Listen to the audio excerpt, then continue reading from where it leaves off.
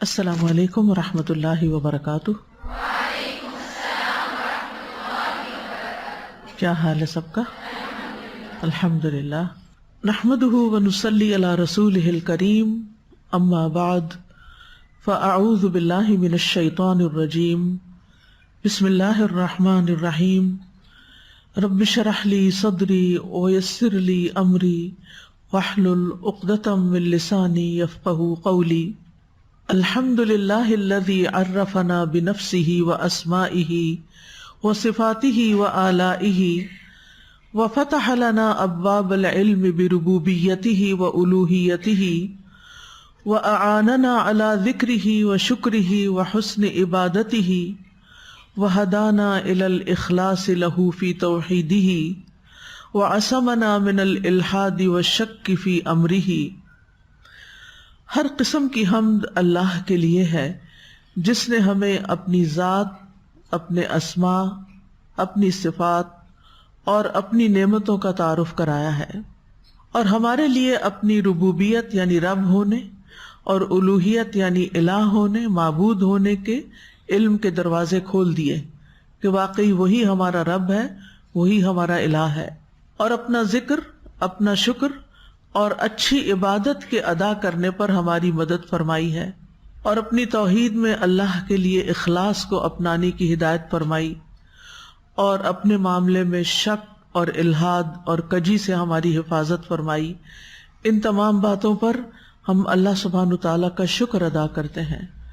حقیقت یہ ہے کہ دنیا میں جتنی بھی نعمتیں پائی جاتی ہیں، ان نعمتوں میں سب سے بڑی نعمت یہی ہے کہ انسان اپنے رب کو صحیح معنوں میں پہچانتا ہو، بالحق، حق کے ساتھ، اوتھینٹک طریقے سے، اوتھینٹک سورسز کے ذریعے، قرآن و سنت کے ذریعے، کائنات کی نشانیوں کے ذریعے، تاکہ ہم رب کے بارے میں کوئی ایسا عقیدہ نہ رکھیں، ایسی سوچ نہ رکھیں کہ جو حقیقت کے موافق نہ ہو۔ نحن نقص عليك أحسن القصص بما أوحينا إليك هذا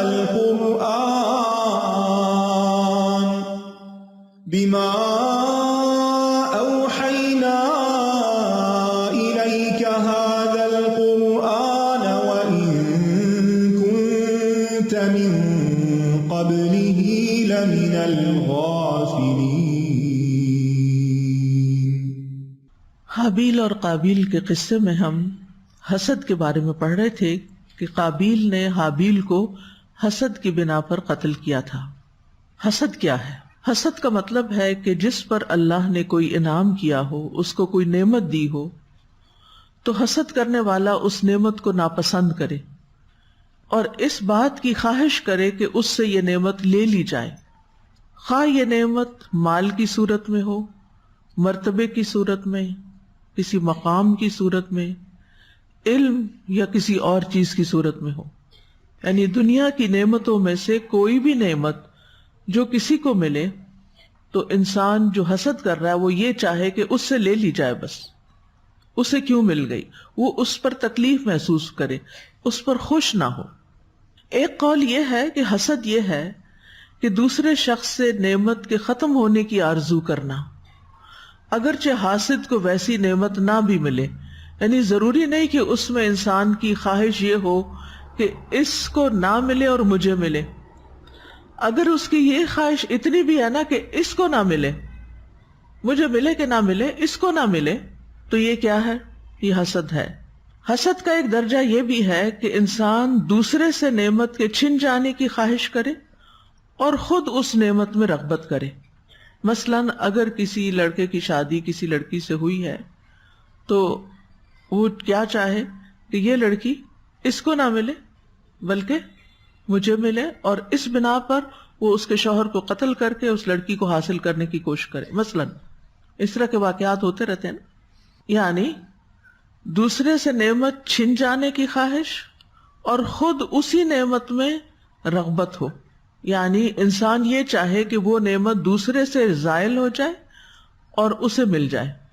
امام راغب کہتے ہیں کہ حسد کا مطلب ہے اس شخص کے نعمت کے چھن جانے کی خواہش کرنا جو نعمت کا مستحق ہے، یعنی وہ ڈیزرو کرتا ہے، اس کو ملنی چاہیے. مثلاً ایک شخص نے کئی سال تک پڑھا ہے، محنت کی ہے، اپنی ہر چیز قربان کی، اپنا آرام، نیند، مال، اور اس کے بعد ایک ڈگری لی. وہ شخص ڈیزرو کرتا تھا کہ جو اس نے محنت کی ہے اس کا اس کو صلہ ملے. لیکن حاسد کیا چاہتا ہے کہ اس کو کیوں ملی، اس کو نہ ملے اور مجھے یہ مل جائے. اور کبھی حسد کرنے والا اس نعمت کو ختم کرنے کے لیے بھی دوڑ دھوپ کرتا ہے. یعنی کبھی یہ خواہش نہیں بھی ہوتی کہ مجھے ملے. مثلاً ڈگری تو آپ کو تبھی ملے گی جب آپ خود محنت کریں گے، لیکن آپ اس چیز کے پیچھے پڑ جاتے ہیں کہ لوگوں کے اندر ایسے شکوک و شبہات پھیلائے جائیں کہ لوگ اس کی سند کا یقین ہی نہ کریں، اس ڈگری کا یقین ہی نہ کریں کہ اس نے تو نقل مار کے یہ لی ہے، یا اس نے تو پیسے دے کے یہ لی ہے، وغیرہ وغیرہ، اس طرح کی باتیں پھیلائے. امام نووی کہتے ہیں کہ حسد کی دو اقسام ہیں، ایک حقیقی حسد اور ایک مجازی حسد. حقیقی حسد یہ ہے کہ نعمت والے سے اس کی نعمت کے ختم ہونے کی خواہش کرنا، اور مجازی حسد کیا ہے؟ اس جیسی نعمت کی آرزو کرنا جو دوسرے کے پاس ہے، اور یہ تمنا نہ کرنا کہ وہ نعمت والے سے ختم ہو. اس کو عربی میں غبطہ بھی کہا جاتا ہے. غبطہ، غین با طا اور چھوٹی تا گول تا.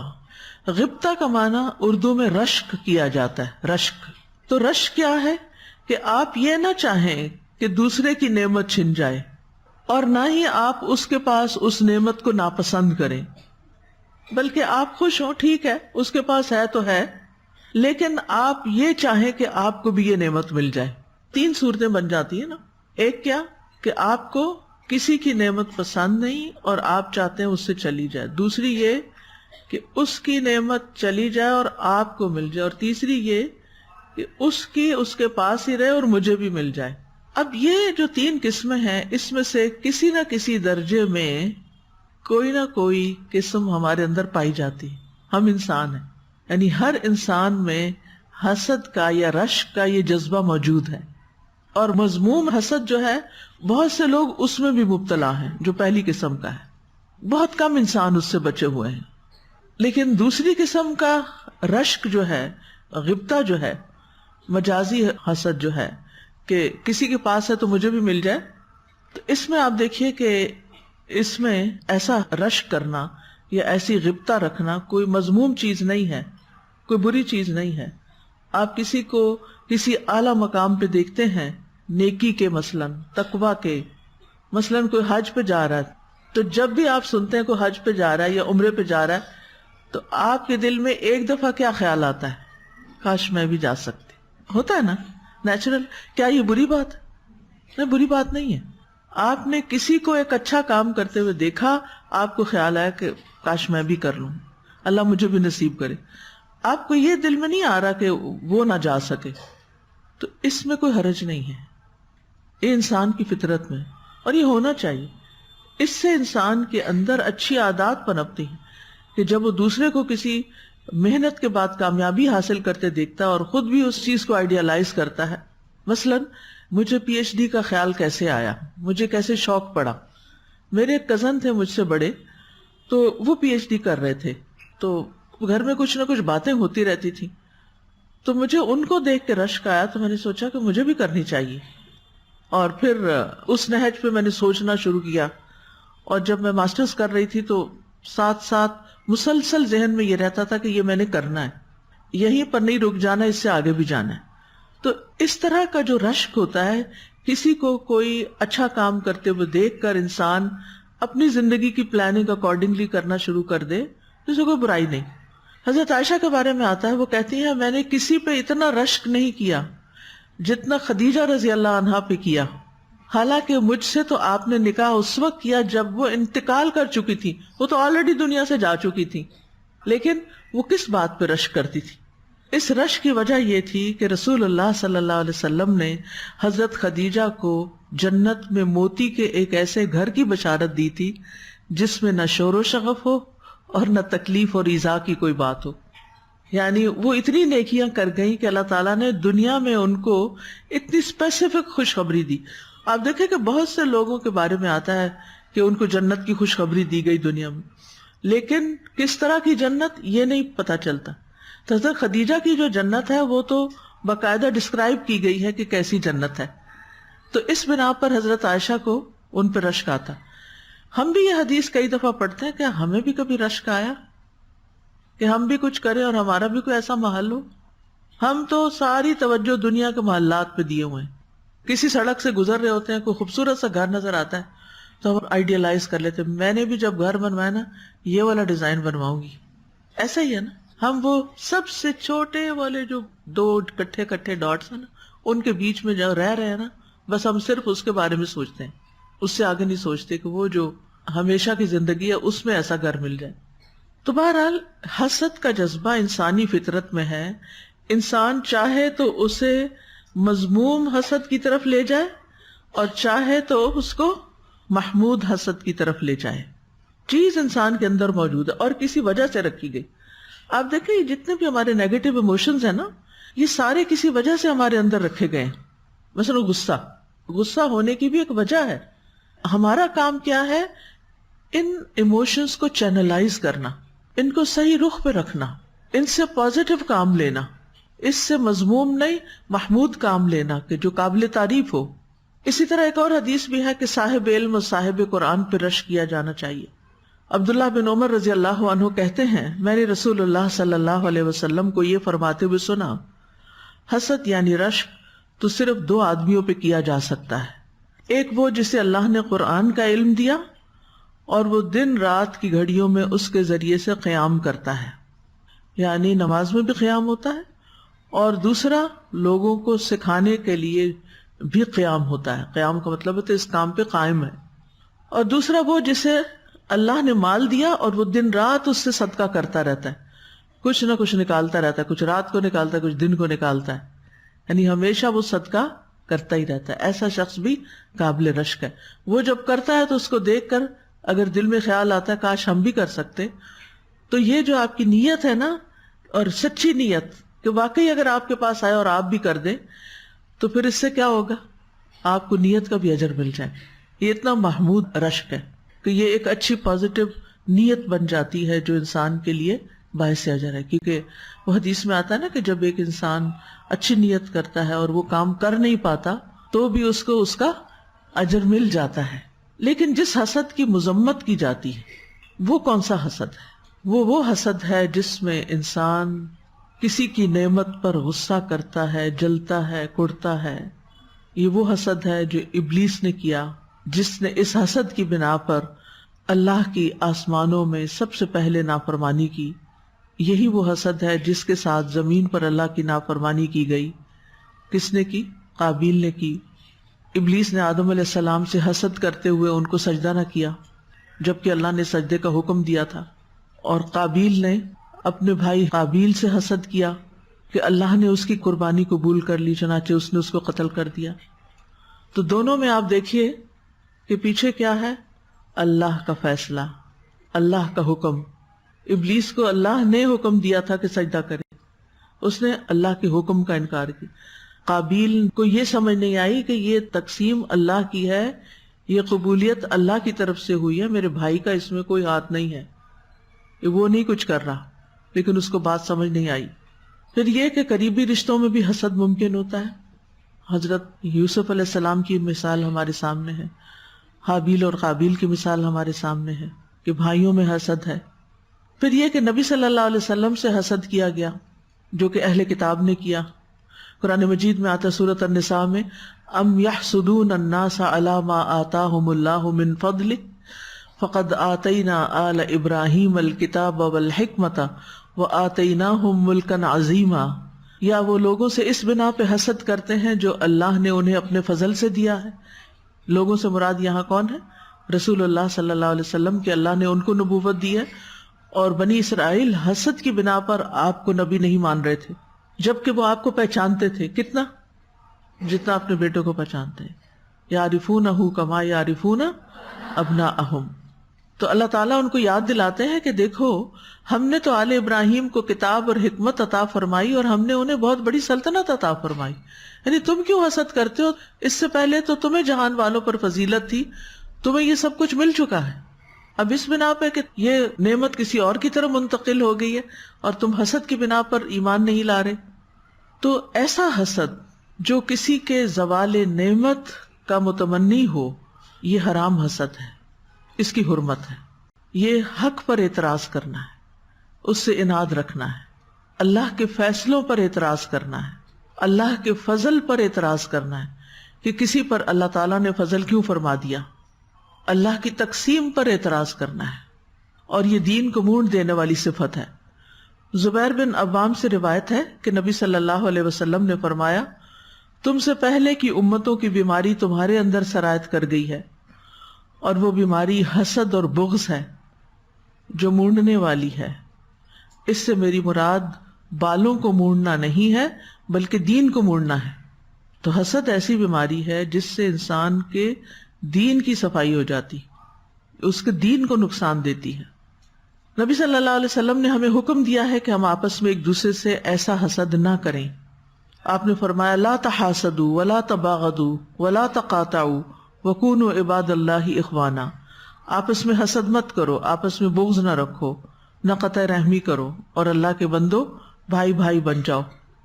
نبی صلی اللہ علیہ وسلم نے یہ بھی فرمایا، لوگ اس وقت تک خیر پر رہیں گے جب تک وہ آپس میں حسد نہیں کریں گے. یعنی کوئی گھرانہ ہو، خاندان ہو، ادارہ ہو، کوئی بھی جگہ ہو، کوئی بازار ہو، تجارت کی جگہ ہو، اگر وہ آپس میں حسد نہیں کریں گے تو ان کے اندر خیر ہی خیر ہوگی. کیونکہ کتنے اچھے ریلیشنز ہوں گے نا، کہ حسد کی وائبز ہوتی ہیں نا. اگر آپ کسی سے حسد کر رہے ہیں تو آپ کے چہرے پر جو مسکراہٹ ہوتی ہے وہ بھی بڑی پھیکی ہوتی ہے، وہ بھی پہچانی جاتی، اور دوسرے شخص کو پتہ چل جاتا ہے کہ آپ اس کے خیر خواہ نہیں ہیں. تو پھر ایک کولڈ وار سی شروع ہو جاتی ہے لوگوں کے درمیان، جو امن اور سکون کو برباد کر دیتی ہے. اور دل صاف نہیں رہتا انسان کا، دل میں جلن کڑن آ جاتی ہے، جس کی وجہ سے انسان کا نفس مطمئنہ نہیں رہتا. نبی صلی اللہ علیہ وسلم نے فرمایا، بہترین انسان صاف دل والا اور زبان کا سچا ہے. کسی نے پوچھا، صاف دل والا کون ہے؟ آپ نے فرمایا، پرہیزگار، پاک صاف، جس کے دل میں نہ گناہ ہو، نہ بغاوت ہو، نہ حسد ہو. تو بہترین انسان کون ہے؟ جس کے دل میں نہ گناہ ہو، یعنی گناہ کرنے کے وہ ارادے نہ کر رہا ہو، نہ بغاوت ہو اور نہ حسد ہو. پوچھا گیا، اس کے بعد کون ہے؟ آپ نے فرمایا، جو دنیا کو برا سمجھتا ہو اور آخرت کو پسند کرتا ہو، یعنی آخرت کو دنیا پر ترجیح دیتا ہو. کیوں؟ والآخرۃ خیر وابقیٰ بل تؤثرون الحیاۃ الدنیا. یہ ہماری کمزوری ہے. حالانکہ یہ عقل مندی نہیں ہے کہ انسان چھوٹی چیز پہ قناعت کر جائے بڑی چیز کے مقابلے میں، لیکن شیطان نے بھلوایا ہوا ہے. اللہ سبحانہ وتعالیٰ نے ہمیں حسد سے پناہ مانگنے کا حکم دیا ہے. قل اعوذ برب الفلق من شر ما خلق ومن شر غاسق اذا وقب ومن شر النفاثات فی العقد ومن شر حاسد اذا حسد. کہہ دیجئے، میں صبح کے رب کی پناہ لیتا ہوں ہر اس چیز کے شر سے جو اس نے پیدا کی، اور اندھیری رات کے شر سے جب وہ پھیل جائے، اور گروں میں پھونکنے مارنے والیوں کے شر سے، اور حاسد کے شر سے جب وہ حسد کرے. حاسد کے شر سے. اب دیکھیے کہ حاسد کوئی اور بھی ہو سکتا ہے، اور حاسد آپ خود بھی کسی کے لیے ہو سکتے ہیں. تو جب کوئی حاسد حسد کر رہا ہوتا ہے تو اس حسد کی وجہ سے شر بھی پھیلتا ہے. کیا شر پھیلتا ہے؟ حسد کرنے والے کو خود جو کر رہا ہوتا ہے اور جس سے حسد کیا جائے، دونوں کو نقصان دیتا ہے. حاسد کو کیا نقصان پہنچتا ہے؟ نمبر 1، حاسد غم اور پریشانی میں مبتلا رہتا ہے. اس کو کبھی چھٹی نہیں ہوتی، وہ ہر وقت جلتا کڑتا رہتا ہے، اور یہ ایک بہت بڑی بیماری بن جاتی ہے انسان کے لیے. اس انسان کا غم اور پریشانی اس لیے نہیں ہوتی کہ اس کی جان یا مال یا اہل و عیال میں کوئی مصیبت آ گئی ہے، کیونکہ عام طور پر تو ہم غمگین اس وجہ سے ہوتے ہیں نا کہ ہماری زندگی میں کوئی مصیبت آ گئی ہے، بلکہ اس کو صرف اس نعمت کی وجہ سے غم اور پریشانی لاحق ہوتی ہے جو اس کے علاوہ دوسروں کو مل جاتی. اور اس کی پریشانی کب ختم ہوگی؟ اس کا غم کب ختم ہوگا؟ حاسد کا جب وہ جس سے حسد کر رہا ہے اس کی نعمت زائل ہو جائے، اور اگر وہ نہ ہوئی تو ساری زندگی جلتا کڑتا رہے گا. مثلا 2 سوکنے ہیں، ایک کے پاس بیٹا ہے اور ایک کے پاس نہیں ہے. جس کے پاس نہیں ہے اس کو حسد ہے اس سے جس کے پاس ہے. اب اس کی ساری زندگی کس میں گزرے گی؟ اس تکلیف میں کہ میرا بیٹا نہیں اور اس کا بیٹا ہے، وہ وارث بن جائے گا اور میری نسل میں اس طرح کی وراثت نہیں آئے گی. اور بھی بہت ساری چیزیں، اس کی نسل آگے بڑھے گی میری نہیں بڑھے گی وغیرہ وغیرہ. اس قسم کے جو حسد ہوتے ہیں، یا پھر اولاد تو بات کی بات ہے، صرف اگر کوئی مرد دوسری شادی کر لے تو وہاں بھی حسد کا ایک ایسا سلسلہ چل نکلتا ہے کہ جس پر اس کو کوئی چین نہیں. یعنی عام طور پر میں نے عورتوں کو بہت زیادہ غمگین، بہت زیادہ دکھی، بہت زیادہ پریشان، بہت زیادہ اپسٹ اس بات پہ دیکھا. یعنی ایک عورت کے لیے سب سے بڑی آزمائش یہ ہوتی ہے کہ اس کے شوہر میں کوئی اور شریک ہو جائے. ہے یہ تکلیف دہ بات ہے، لیکن اس تکلیف کو اپنے اوپر اتنا مسلط کر لینا کہ پھر انسان کو کوئی دوسری بات سوجے ہی نہ، اس کی زندگی سے ہر خوشی ختم ہو جائے، اس کی زندگی سے ہر نعمت چلی جائے، یہ کوئی عقل مندی کی بات ہے؟ کسی کو کیا فرق پڑتا ہے؟ آپ روتی رہے، آپ تنہائی میں روتی رہے روتی رہے روتی رہے، رو رو کے پاگل ہو جائیں، بیمار ہو جائیں، ہارٹ اٹیک ہو جائے، مر جائے، کسی کو کوئی فرق پڑے گا؟ نہیں نا. تو پھر کیوں اپنے آپ کو انسان جلائے کوڑائے؟ یہ تو خود کو خود ہی جلانے والی بات ہے نا. بس ایک چیز تھی، تقدیر میں تھی، ہو گئی، اللہ کا فیصلہ ہے. اللہ نے یہ لکھا تھا اس عورت کی قسمت میں، اسی گھر کا رزق لکھا تھا، یہ اس کا رزق تھا جو یہاں لکھا ہوا تھا. وہ آ گئی ہے اپنا رزق لینے کے لیے. اب میں کتنی دیر جلوں کڑوں؟ کیا رونے سے وہ شادی ختم ہو جائے گی؟ کیا غیبت اور الزام تراشی اور ان ساری چیزوں سے مسئلہ حل ہو جائے گا؟ آپ دن رات رو رہے ہیں، آپ اپنے بچوں کے سامنے کمزور پڑے ہوئے ہیں، آپ کسی کام کاج کے نہیں رہے، آپ کے دوست احباب آپ سے تنگ آ چکے ہیں کیونکہ آپ ہر وقت ان کو اپنا ایک ہی دکھ سنا رہے ہیں. کچھ حاصل؟ رزق اللہ کی تقسیم ہے، جو آپ کے حصے میں نا کوئی لے ہی نہیں سکتا، کسی کے پاس جا ہی نہیں سکتا. اور اگر اللہ نے آپ کو کم دینا ہے اور دوسرے کو زیادہ دینا ہے، ایسے ہوتا ہے بعض اوقات.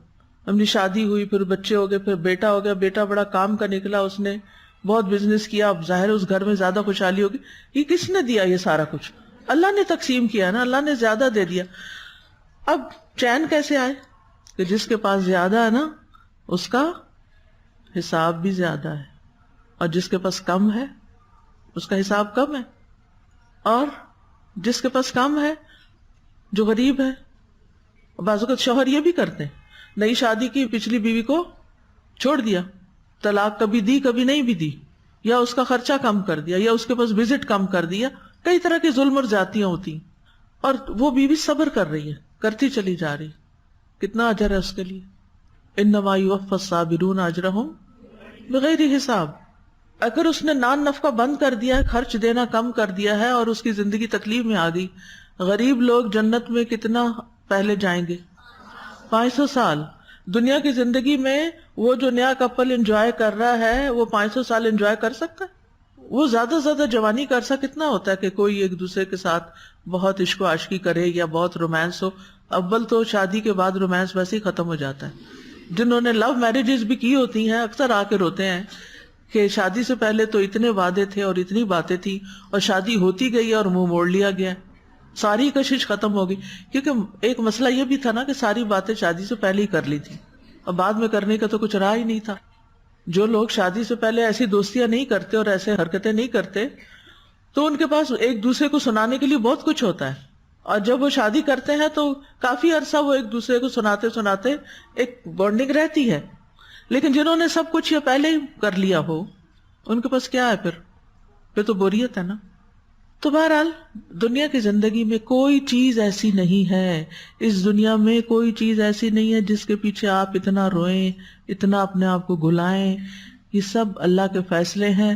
یہ آپ کی آزمائش تھی، ہر ایک کی آزمائش فرق ہوتی ہے. کسی کی آزمائش کسی اور طرح تھی، وہ کسی اور طرح آزمایا گیا، آپ اس طرح آزمائے جا رہے ہیں. کوئی بات نہیں. رضیت باللہ ربن.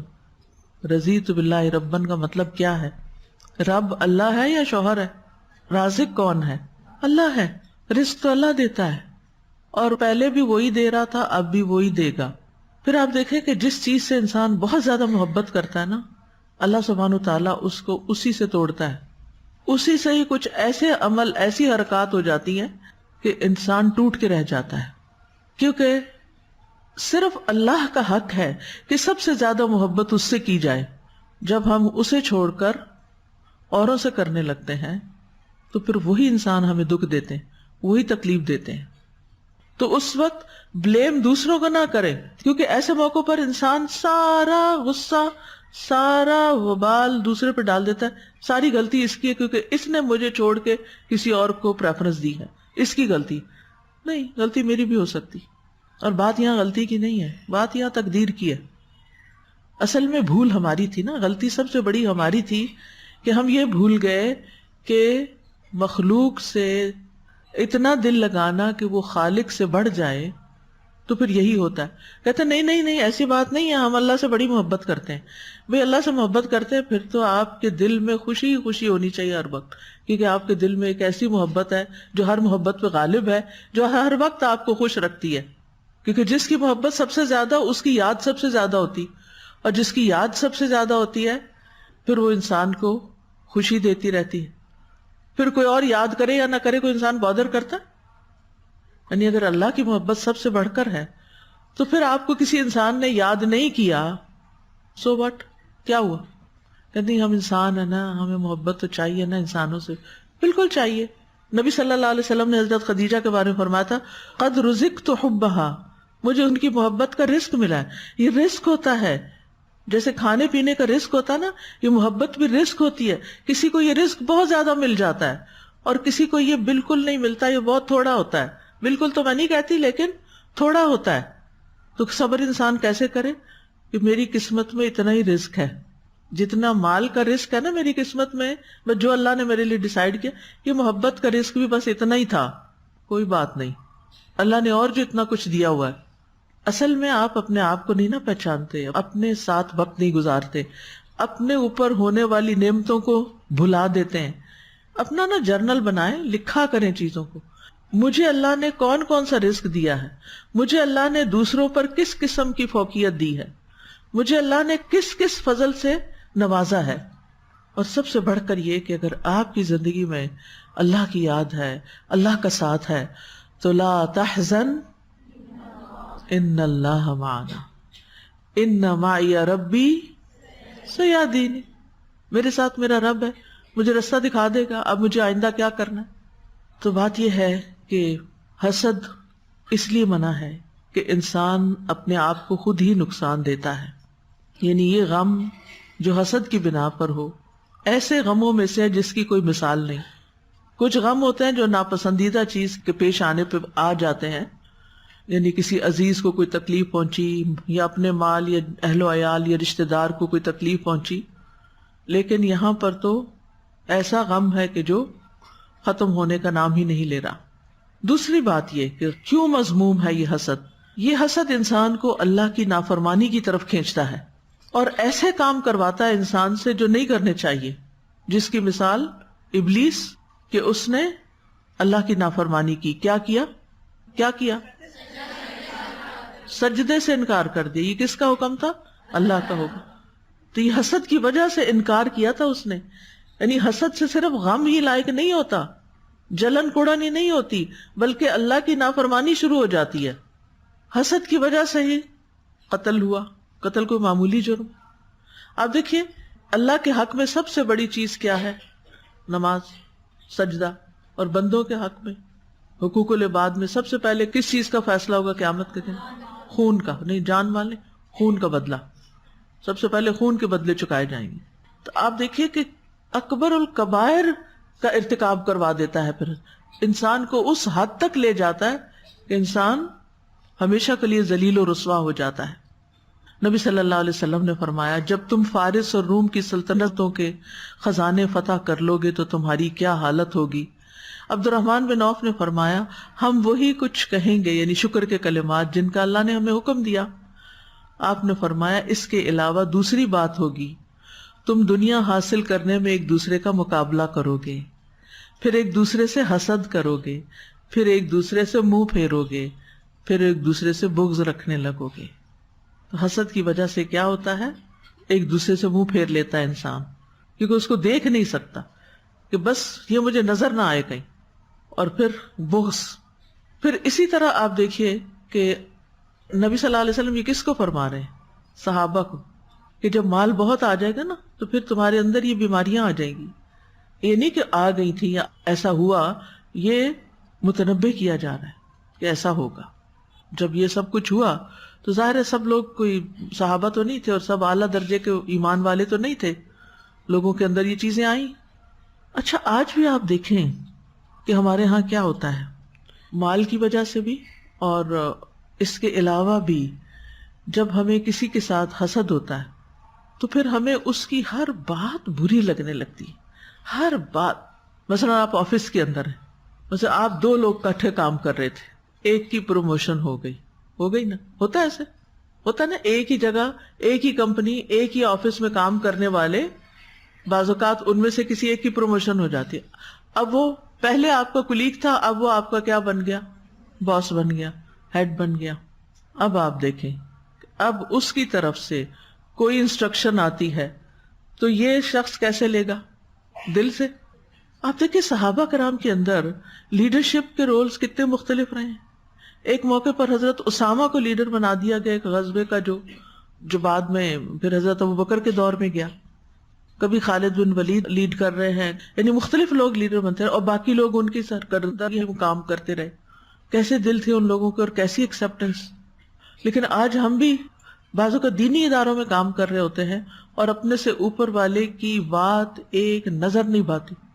یعنی مثلا اگر ہم زیادہ سالوں سے کام کر رہے ہیں، زیادہ عرصے سے کام کر رہے ہیں اور بعد میں کوئی شخص آ کے ہمیں جوائن کر لیتا ہے جس کا ایکسپیرینس ہمارے ساتھ کا تو نہیں، کسی اور جگہ کا، کسی اور اسکول کا، کالج کا زیادہ ہے، وہ ہمارے اوپر ہیڈ بن جاتا ہے، پھر ہم ہر کوشش یہ کرتے ہیں کہ اس کی باتوں کو غلط ثابت کریں، پیٹھ پیچھے برا بھلا کہتے ہیں. جب سے یہ آئی ہے نا ہر چیز ہی بدل گئی. یہ بہت اسٹرکٹ ہیں، ان کو کام کرنا نہیں آتا، ان کو ہمارے ادارے کا پتہ ہی نہیں ہے. اب آپ کو کیا کہوں، یہ کہوں گی تو غیبت ہی شمار ہوگی. ویسے تو میں جو کہہ رہی ہوں سچ ہی کہہ رہی ہوں، ان کی حقیقت یہی ہے. اصل میں یہ فیصلہ ہی غلط ہوا ہے ان کو ذمہ دار بنانے کا. ان کو کام کرنا ہی نہیں آتا اور ہمارے مقابلے میں فلاں ڈپارٹمنٹ یا فلاں جگہ زیادہ بہتر کام ہوتا ہے کیونکہ ان کی ہیڈ بہت اچھی ہے یا ان کا سٹاف بہت اچھا ہے. یا پھر یہ ہوتا ہے کہ اگر آپ کا کسی کے ساتھ ایک کمپٹیشن سا چل رہا ہے نا تو اس کی وہ جو اداروں میں سیاست چلتی ہے یا لیگ پولنگ ہوتی ہے یا اس کو پیچھے کیا جاتا ہے اور خود بھئی آپ نے آگے بڑھنا تیز چلو، آپ نے ضرور دوسرے کی ٹانگ کھینچ کے اس کو گرا کے پھر آگے بڑھنا ہے. یہ 2 رویے ہوتے ہیں نا. مجھے یاد ہے کہ گلاسکو یونیورسٹی میں جب میں پڑھتی تھی تو ہماری یونیورسٹی ہل پہ تھی اور میری پریگنینسی بھی چل رہی تھی تو مجھے چلنے میں تھوڑی سی دقت ہو جاتی تھی. تو جب میں دیکھتی تھی کہ مجھ سے آگے کچھ اور لوگ نکل رہے ہیں تو میں اپنی سپیڈ اتنی تیز کر لیتی تھی کہ میں نے ان سے پیچھے نہیں رہنا.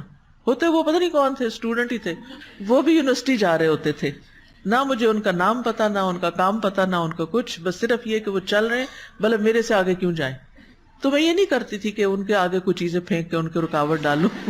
میں یہ کہتی تھی مجھے اپنی رفتار تیز کر لینی چاہیے. اگر میرے دل میں یہ ہے کہ میں آگے نکلوں تو پھر مجھے آگے ایکسٹرا ایفرٹ لگا کے آگے جانا چاہیے. ہم میں سے اکثریت خصوصاً ہمارے سب کانٹیننٹ میں افسوس کے ساتھ یہ کہنا پڑتا ہے کہ ہم ایکسٹرا محنت نہیں کرتے اور کام نہیں کرتے کہ دوسروں سے آگے بڑھ جائیں، اس کی بجائے دوسروں کی برائیاں شروع کر دیتے، ان کی اکھاڑ پچھاڑ شروع کر دیتے، ان کو گرانا شروع کر دیتے ہیں، یا پھر کسی کی نظروں میں آنے کے لیے، ہیڈز کی یا بڑوں کی نظروں میں آنے کے لیے ان کو متاثر کرنے کے لیے کام شروع کر دیتے ہیں. اور یہاں پھر کیا ہوتا ہے، ہماری نیت خراب ہو جاتی. وہ کام جو اللہ کے لیے کرنا تھا، وہ کام جس کے لیے ہمیں ہمیشہ کا ریوارڈ چاہیے تھا، وہ ہم اب، یعنی آپ نہ منہ سے کچھ بول رہے ہیں، اندر ہی اندر ایک چیز چل رہی ہے، اس کو پیچھے کرنا اور خود آگے بڑھنا، اور اس انداز میں بات کرنا، اس سٹائل میں بات کرنا کہ نہ کہہ کے بھی دوسرا گرا دیا جائے. تو اس طرح کی حرکتوں سے بھی توبہ کرنی چاہیے تاکہ ہمارے اعمال برباد نہ ہوں.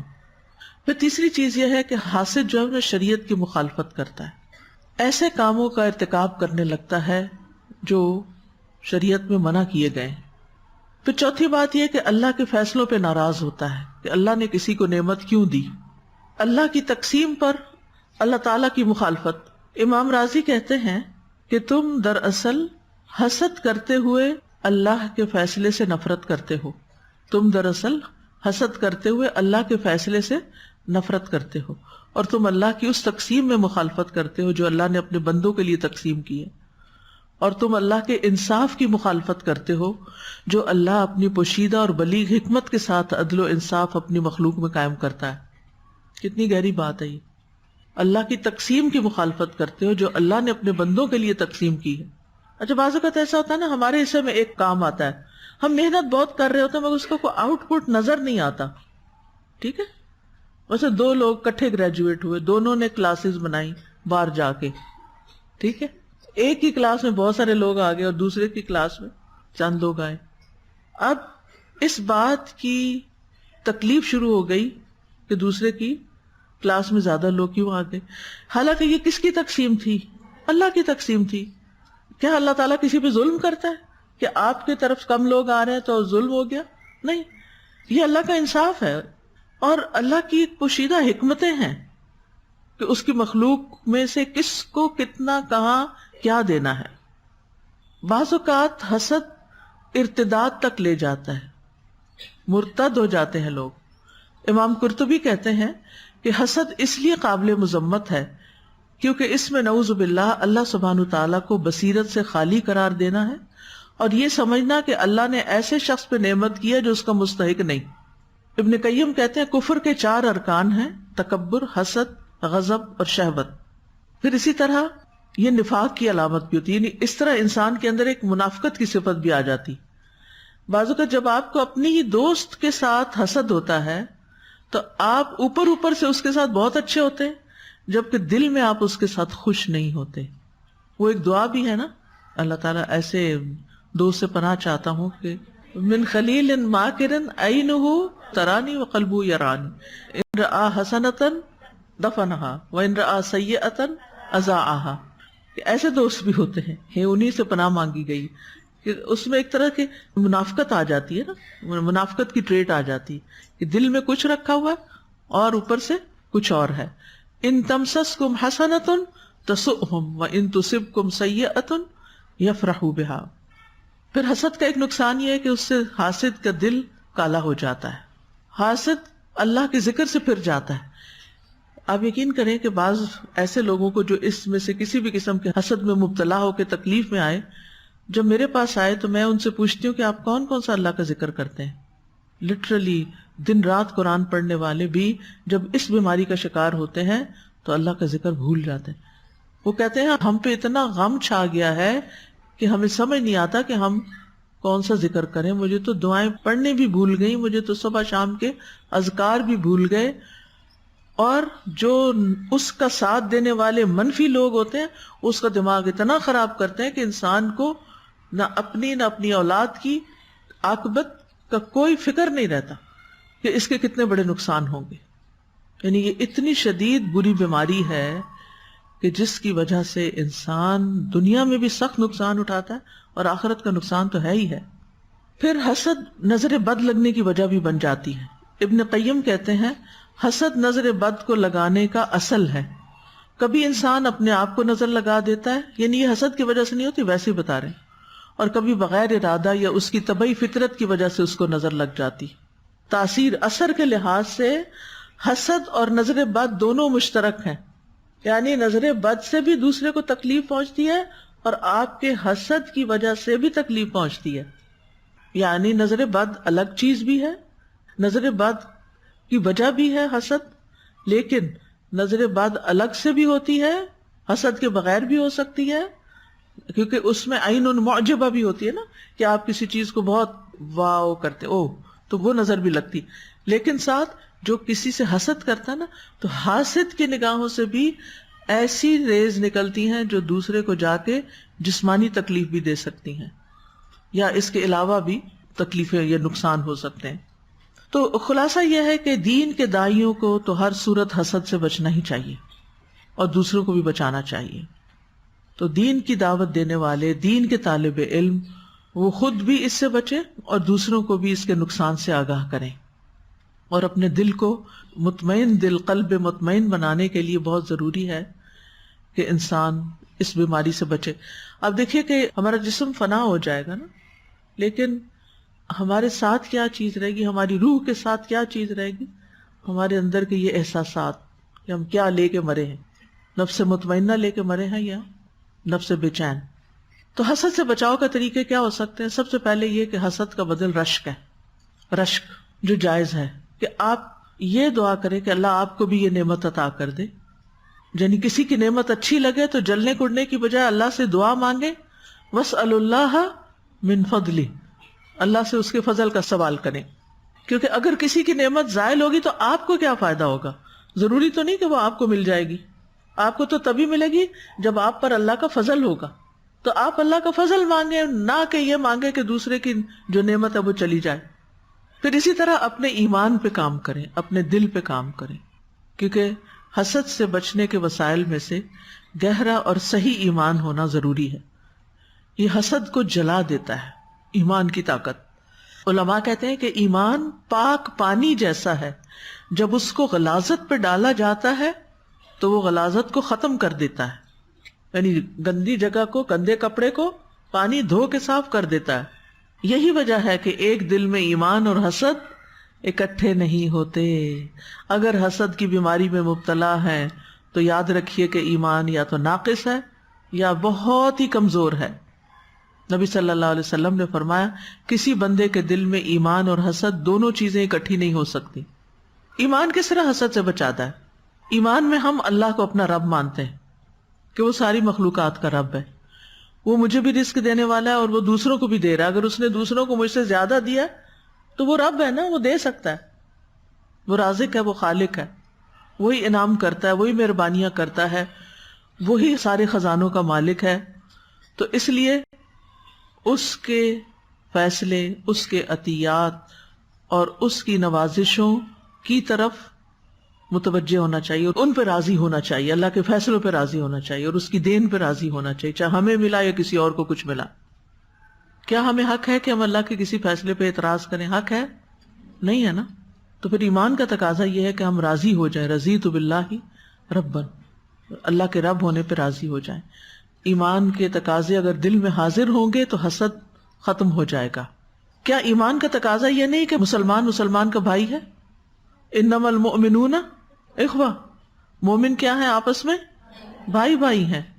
تو کیا تقاضا ہے پھر ایمان کا کہ یہ بھائی آپس میں کیا کریں؟ حسد کریں یا محبت کریں؟ محبت کریں. وہ حدیث یاد ہے کہ کوئی مومن نہیں ہو سکتا جب تک کہ تم آپس میں ایک دوسرے سے محبت نہ کرو. ٹھیک ہے؟ تو یہ بہت ضروری ہے کہ انسان اخلاص کے ساتھ اور ایمان کے ساتھ اپنے رب کی رضا حاصل کرے اور ان بیماریوں سے بچے. پھر یہ کہ حسد سے بچنے کے لیے نصیحت اور یاد دہانی بڑی ضروری ہے. صحابہ کا آپس کا تعلق کیسا تھا؟ فرمایا والذین تبوؤا الدار والایمان من قبلہم یحبون من ہاجر الیہم ولا یجدون فی صدورہم حاجۃ مما اوتوا وَيُؤْثِرُونَ عَلَىٰ أَنفُسِهِمْ وَلَوْ كَانَ بِهِمْ خَصَاصَةٌ. صحابہ کیا کرتے تھے؟ اپنی ذات پر دوسروں کو ترجیح دیتے. جب یہ چیز ہمارے اندر آ جاتی ہے نا کہ اپنی ذات پر دوسروں کو ترجیح دینا، تو حسد ختم ہو جاتا ہے. پھر اللہ تعالیٰ سے دعا کرنا، ربنا اغفر لنا ولاخواننا الذین سبقونا بالایمان ولا تجعل فی قلوبنا غلا للذین آمنوا ربنا انک رؤوف الرحیم. اے ہمارے رب ہمیں بخش دے اور ہمارے ان بھائیوں کو بھی جو ایمان لانے میں ہم سے سبقت لے گئے، اور ہمارے دلوں میں ان لوگوں کے لیے جو ایمان لائے کوئی کدورت نہ رکھ. اے ہمارے رب بے شک تو بڑا ہی شفقت کرنے والا، نہایت رحم کرنے والا ہے. پھر اللہم انی اعوذ بک من منکرات الاخلاق والاعمال والاہواء. پھر اللہم اہد قلبی وسدد لسانی واسلل سخیمۃ قلبی. اے اللہ میرے دل کو رہنمائی دے، میری زبان کو درست کر دے، میرے دل کے کینے کو دور کر دے. تو یہ انتہائی جامع دعائیں ہیں جو ہمارے دل سے برے خیالات کو دور کر دیں گی. ایسا ہے کہ رمضان جو ہے وہ خیر کا مہینہ ہے. نبی صلی اللہ علیہ وسلم رمضان میں جب جبریل علیہ السلام سے ملتے تھے تو کس سے زیادہ سخی ہو جاتے تھے؟ تیز آندھی سے بھی زیادہ سخاوت کرنے والے تھے. تو جیسا کہ آپ کو معلوم ہے کہ الحمدللہ الہدیٰ 1994 میں وجود میں آیا، اور ابتدا میں یہاں پر قرآن مجید کی تعلیم، تفسیر، تعلیم القرآن ہوتا رہا، پھر تعلیم الحدیث شروع ہوا، پھر تعلیم و تجوید شروع ہوا، مختلف کورسز شروع ہوئے، پھر جو لوگ پڑھ کے گئے ان کی شادیاں ہوئیں، پھر ان کے بچے ہوئے، پھر ان کو اپنے بچوں کی پریشانیاں لگ گئیں کہ ان کو دین پہ کیسے رکھیں، پھر شدید ترین مطالبات ہونے لگے کہ اسکول بنایا جائے کہ جس میں ہمارے بچوں کو ابتدا سے ہی بہت سی خرابیوں سے، میوزک اور بہت سے حرام چیزوں سے بچا کے ان کو دین کی تعلیم بھی ساتھ ساتھ دی جائے. تو الحمدللہ 2010 میں آئی تھنک اسکول کا آغاز ہوا. ایسے ہی میں سورۃ نور پڑھا رہی تھی اور ایک خاتون کھڑی ہیں، اللہ تعالیٰ ان کی بخشش فرمائے، رحمت کرے، وہ دنیا سے جا چکی ہیں اور دوسری بھی دنیا سے جا چکی، لیکن ان لوگوں نے میرا پیچھا نہیں چھوڑا جب تک، کیونکہ یہ اتنا بڑا فیصلہ تھا، اتنا بھاری تھا میرے دل پہ کہ سوچ سمجھ کے یہ قدم اٹھانا چاہیے، کیونکہ معصوم بچوں کی ذمہ داری لینا کوئی آسان کام نہیں. لیکن بہرحال اللہ سے دعائیں کی، مدد مانگی، ٹیسٹ بنیاد پر ایک چھوٹا سا سمر پروگرام کیا اور پھر اس کے بعد اسکول شروع ہوا. اب اسکول شروع ہوا تو الحمدللہ ماشاءاللہ بچے آنے لگ گئے، اور اب حالت یہ ہے کہ اس وقت الحمدللہ کچھ کیمپسز ہیں جو اسلام آباد میں 2 کیمپس ہیں، ایک F8 میں اور ایک یہاں، اور پنڈی میں ایک CBR میں بھی ہے. لیکن اس کے باوجود جو موجودہ کیمپسز ہیں ان میں گنجائش بہت کم ہے، اور مقامی اور بین الاقوامی درخواستیں اور رجسٹریشنز بہت زیادہ ہیں، جس کو مد نظر رکھتے ہوئے انتظامیہ نے ٹاپ سٹی میں ایک نیا کیمپس کھولنے کا ارادہ کیا ہے. اور ایڈمیشن کا حال یہ ہے کہ ایڈمیشن ڈپارٹمنٹ کے مطابق 20 مارچ صبح 10 بجے جب آن لائن ایڈمیشن رجسٹریشن کے لیے پورٹل کھولا گیا تو صرف 5 منٹ کے اندر 500 درخواستیں موصول ہو گئیں. پورٹل میں کلاسز پر لاک لگنے کے باوجود ایک ہفتے کے اندر 1900 درخواستیں موصول ہو چکی. یہ لاک لگا ہوا ہے، وہ لیٹر آن والے ہیں. اس کی ہمارے پاس قطعاً کوئی گنجائش نہیں. ادارہ مجبوراً صرف 300 سے 400 بچوں تک کو ایڈمیشن دے پائے گا. ٹاپ سٹی میں کیمپس کی بنیاد ایک سادہ سی تقریب میں رکھی جا چکی ہے، اس میں انشاءاللہ 1700 طالب علم تعلیم حاصل کر سکیں گے. اس کی تکمیل کی مدت 2.5 سال ہے. تخمینہ لاگت جو ہے، جو اس پہ خرچ آنے والا ہے، وہ 650 ملین، تقریباً 65 کروڑ ہے، کیونکہ آپ کو معلوم ہے کہ اس وقت روپیہ جو ہے وہ بہت ڈی ویلیو ہو گیا ہے. اب یہ ایک بھاری پروجیکٹ ہے، اس میں ہم سب کو حصہ لینا ہے اور اپنے لیے صدقہ جاریہ کمانا ہے. یہ جب کیمپس بن رہا تھا ماشاءاللہ ہر بچی نے اس میں اپنا حصہ ڈالا تھا، اور پھر سیلز لگا کے، اور پھر کسی نے اپنے رشتہ داروں سے اور دوستوں سے. اس وقت آپ دیکھیں کہ الحمدللہ اسکول سے 195 طالب علم جو ہیں وہ قرآن حفظ کر چکے ہیں، جن میں سے طلبہ کی تعداد 120 ہے اور طالبات 75 ہیں. رواں سال میں تقریباً 100 طلبہ قرآن مجید حفظ بھی کر رہے ہیں. اسی طرح کیمبرج پروگرام ہے اس میں، جس میں سے 238 اسٹوڈنٹس جو ہیں وہ 100% رزلٹ کے ساتھ کامیاب ہوئے ہیں. 2 سال سے میٹرک سٹریم کا بھی آغاز کر دیا گیا ہے. اور اب یہ ہے کہ اس وقت چونکہ ایک نیا کیمپس بننے جا رہا ہے، جس دن میں گئی تھی اس کی اوپننگ کے لیے تو بہت سی دعائیں کی کہ اللہ سبحانہ وتعالیٰ یہاں سے ایسے افراد نکلیں کہ جو امت کی بھلائی اور بہتری کے لیے کام کرنے والے ہوں. یہ ہمارے لیے ایک بہترین صدقہ جاریہ کا موقع. میں آج اپنا حصہ ڈال کر آئی ہوں الحمدللہ، تاکہ آپ کو کہوں تو آپ کے دل پر بھی بات اثر کرے، اور آپ میں سے ہر ایک کچھ نہ کچھ، چاہے اپنا کچھ بیچنا ہی پڑے. یہاں پر سیلز وغیرہ لگتی رہتی ہیں، تو اسی نیت کے ساتھ کہ اللہ تعالیٰ ہمارا حصہ بھی ڈال دے. اس کے علاوہ فنڈ ریزنگ کے لیے یہ بکلیٹس بنائی گئی ہیں، جس میں 500 روپے کی بھی بکلیٹ ہے جو آپ مختلف لوگوں سے اکٹھا کر سکتے ہیں، 1000 کی بھی ہے اور 5000 کی بھی ہے. تو اب آپ کے اوپر ڈپینڈ کرتا ہے کہ آپ خود بھی، آپ کے گھر والے بھی، کیونکہ جو کچھ بھی بچے پڑھیں گے اور آگے کریں گے، تعلیم ایسی چیز ہے جو انسان کے لیے صدقہ جاریہ بنتی ہے. تو میں سب کو اس بات کے لیے موٹیویٹ کروں گی کہ اپنا حصہ ڈالنا نہ بھولیے اور دوسروں کو بھی موٹیویٹ کیجیے. اللہ تعالیٰ سے امید ہے کہ اللہ تعالیٰ اپنے خزانوں سے جس طرح اس کیمپس کو بنوا دیا تھا، اللہ تعالیٰ اس کو بھی بنوا دے گا. جزاکم اللہ خیرا. اللہم صلی علی محمد وعلی آل محمد کما صلیت علی ابراہیم وعلی آل ابراہیم انک حمید مجید. اللہم بارک علی محمد وعلی آل محمد کما بارکت علی ابراہیم وعلی آل ابراہیم انک حمید مجید. ربنا آتنا فی الدنیا حسنہ وفی الآخرۃ حسنہ وقنا عذاب النار.